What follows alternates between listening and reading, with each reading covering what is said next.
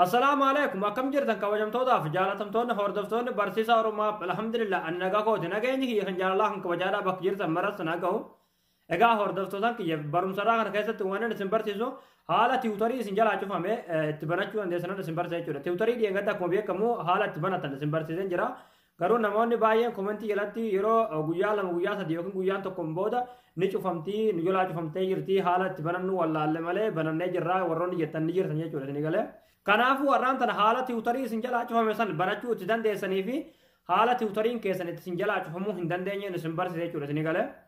haala veerifaayii gootanii tiwutariin keessan gonkumaayyuu itti isin jalaa hin cufamne jechuudha yoo cufamallee haala itti dhiyeeffattanii tiwutarii masan akkaawuntii masan dhiyeeffattanii banattanan isinitti agarsiisa jechuudha isin galee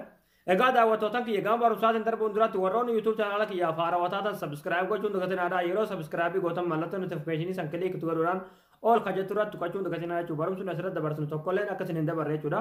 akkasuma barumsa keenya yoo jaalatan viidiyoo keenya laayik gochuun dagatinadha gaafii garagaraadhaa qabaatan komentii jalatti nu barreessadha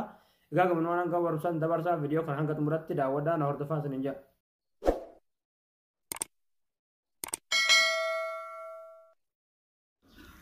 Hayyee daawwattootaan kiyyaa tiwutar isin jalaa cufate banachuudhaaf tiwutar keessan irra ni galtanii yeroo tiwutar keessan irra galtan haala kanaan isiniif fide jechuudha isinii galee amma jechuudha raayitii kana irratti kilikni gootanii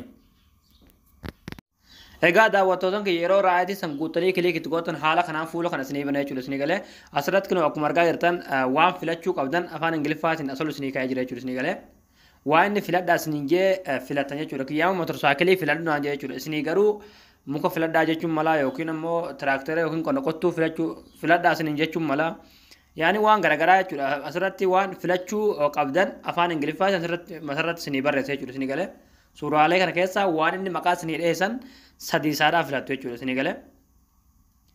yaani waan inni filadhaa isiniin jee filannoo inni isinii kaasan jechuudha isinii galee amma kiyya filannoo naa kaa'e motorsaayikiliidha motorsaayikilii kana filadhee haa ilaalluuti. achi booda veerifaayii kan jettuun kilii gootu jechuudha yeroo waan inni filadhaa isiniin jeessan filattanii raayitii itti guutan jechuudha isinii galee egaa achi booda waan inni filadhaa isiniin jeessan yeroo filattanii veerifaayii san kilii gootan jechuudha haala kanaan raayitii isinii baasa jechuudha isinii galee akkuma asirratti argaa jirtan jechuudha achi booda koontiniyuu kilii itti gootu jechuudha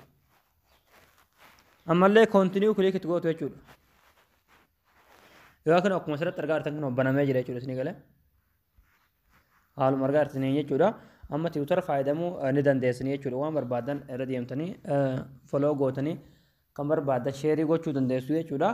egaa daawwattootaan kiyyaa haala kanaan tiwutar isin jalaa cufame banattanii deebitanii itti fayyadamuu dandeessu jechuudha isinii galee haala kanaan amma isin jalaa hin cufatu jechuudha yeroo haala kanaan veerifaayii gootan jechuudha isinii galee